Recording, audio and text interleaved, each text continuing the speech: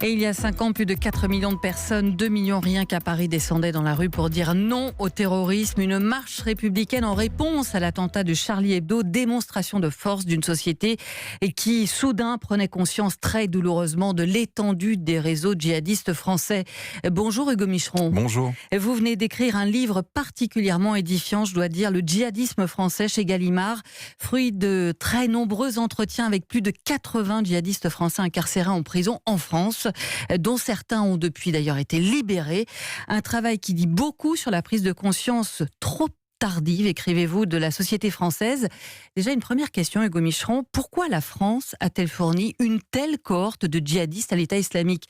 Je vais rappeler un chiffre, plus de 1500 au plus fort des avancées de Daesh en 2015, et pas de la chair à canon, comme vous le dites dans votre livre, mais vraiment des pionniers, des cadres éminents. Je pense particulièrement aux frères Klein, voix de la revendication des attentats du 13 novembre. C'est vrai, la France a fourni 40% du total des djihadistes européens, donc elle est la première exportatrice, si j'ose dire, de djihadisme en Europe, bien que la Belgique, par tête, soit loin devant. Alors la raison à ça, c'est que finalement les réseaux djihadistes en France sont anciens. Il y a un passé du djihadisme, il y a une histoire du djihadisme français qui nous ramène à la fin des années 90, et il y a eu des territoires, donc il y a une sorte d'histoire-géographie du djihadisme français qui permet d'expliquer tout ça et qui en fait s'est construit sur 20 ans. Donc les départs en Syrie à partir de 2012 et jusqu'en 2016 sont l'aboutissement de dynamiques très anciennes en France qui ont commencé 15 ans plus tôt. Et justement, Hugo Micheron, vous dites 2012, la prise de conscience en France, c'est 2015, l'attentat de Charlie Hebdo, avec effroi, mais 2012 parce que c'est la bascule de Mohamed Merah, et vous dites là, on a parlé d'un loup solitaire, on est passé totalement à côté. Oui, une partie de la hiérarchie policière en France en mars 2012, au moment des attaques de Montauban, les a qualifiés d'attaque d'un tueur isolé. La réalité, c'est qu'en fait, Merah était l'aboutissement de dynamiques qui se produisaient à Toulouse depuis 12 ans. Notamment, il est le pur produit du salafisme djihadisant dans la cité des Izars, au nord de Toulouse. Et Mohamed Merah avait pour mentor un certain Sabri Essid, qui est mort en Syrie en 2018 et qui est actif dans les filières djihadistes depuis le début des années 2000. Donc en fait, l'affaire Merah aurait dû révéler la nature du djihadisme français, alors qu'en fait elle a été analysée comme un vulgaire fait divers et nous a empêché de comprendre l'évolution du djihadisme français, et donc les gammes allaient se rejouer de façon encore plus violente et nous sautaient à la figure, si j'ose dire, avec les attentats de Charlie Hebdo, de l'hypercacher. La question que tout le monde se pose aujourd'hui, Hugo Micheron, c'est et maintenant, et c'est ça qui est passionnant dans votre livre, puisque vous avez interrogé, je le disais, des dizaines de djihadistes incarcérés, avec d'ailleurs parfois de plus en plus d'hostilité, jusqu'en 2016.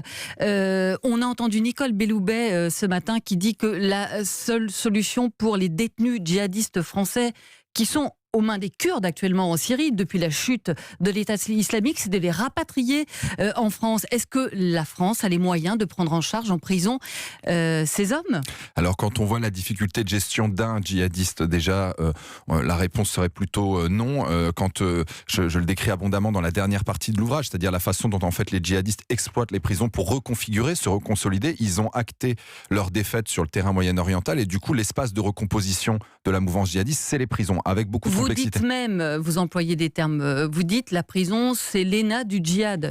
En gros, c'est là qu'on se reforme. Ils le disent clairement, vos interlocuteurs, dans vos entretiens. Absolument, et je l'analyse en détail. On croit trop facilement que la prison est une impasse dans laquelle le djihadisme finirait sa course, alors que un cul-de-sac, vous dites. Un cul-de-sac, alors que pour beaucoup de se rencontrer, au contraire, ils considèrent que c'est une étape dans leur carrière de djihadiste. Et il faut bien avoir en tête que de ce point de vue-là, eux, ils vont être enfermés 8 ans, 10 ans, 12 ans, mais ils sont regroupés. Et quand ils partaient en Syrie, le but c'était de se regrouper. Et donc de ce point de vue-là, il s'agit de comprendre ce qui se passe en prison. Et à vrai dire, pour l'instant, on a l'impression que la prison est un trou noir, on ne sait pas trop ce qui s'y passe. Moi, je m'y suis rendu, j'ai enquêté et j'ai mis tout ça en relation avec ce qui se passait en Syrie et en France depuis une quinzaine d'années. Et justement, il y a un mot qui revient très souvent chez vous, Hugo Micheron, au fil de votre livre, c'est la cécité. On n'a pas voulu voir. Est-ce qu'on voit en ce moment ce qui se passe clairement en prison ? Oui, je pense que ça y est, on a rattrapé en partie notre retard sur les djihadistes, parce que jusque-là, ils bénéficiaient d'une asymétrie, c'est qu'ils nous connaissaient beaucoup mieux que nous les connaissons, et pour une bonne raison, c'est qu'ils sont français pour la plupart, passés par l'école de la République par ailleurs, et du coup, il était nécessaire de produire de la connaissance. Mais pour ça voulait dire réinvestir le terrain, le passer au crible de l'analyse universitaire, pour produire un diagnostic, essayer de refaire société autour d'une question aussi clivante que le djihadisme français. Maintenant, il ne faut pas être naïf. Je pense que en matière de djihadisme, l'enjeu est devant nous. C'est quoi le principal défi ? Les attentats sont derrière nous, mais la reconstruction et la reconsolidation du djihadisme est devant nous. Pourquoi ? Parce qu'ils n'ont jamais été aussi nombreux. Le djihadisme, c'est x100 entre 1990 et 2015. Ça donne une idée de ces dynamiques. Donc on pourra résoudre ce problème si on arrive premièrement à comprendre ce qu'ils font. Et ce qu'ils sont en train de faire, c'est qu'ils sont en train d'essayer de passer sous le radar, notamment en reconsolidant un certain nombre de noyaux. Il faut faire très attention à la multiplication d'écoles privées hors contrat, avec ce djihadiste qui m'explique dans le livre, et c'est analysé, que leur but pour eux finalement c'est d'étendre leur rang en éduquant notamment directement leurs enfants dans la doctrine djihadiste, et ça c'était aussi le projet de Daesh. Il va y avoir justement le problème de tous ces enfants qui vont rentrer justement de Syrie aussi. Oui, mais on peut en faire sens en fait, c'est ça. Et qui ne sont pas responsables de ce qu'on leur a mis dans le crâne. Oui, et j'ai envie de dire que le travail avec les enfants et les mineurs sera délicat, mais beaucoup plus facile quelque part à gérer, et on en a les moyens, mais à condition de ne pas s'aveugler. Et il faut sortir d'une double posture, si j'ai envie de dire, dans lequel le débat public jusque-là est enfermé. Le premier, c'est le déni. Voilà, moi j'ai essayé vraiment de faire aucun compromis avec les faits.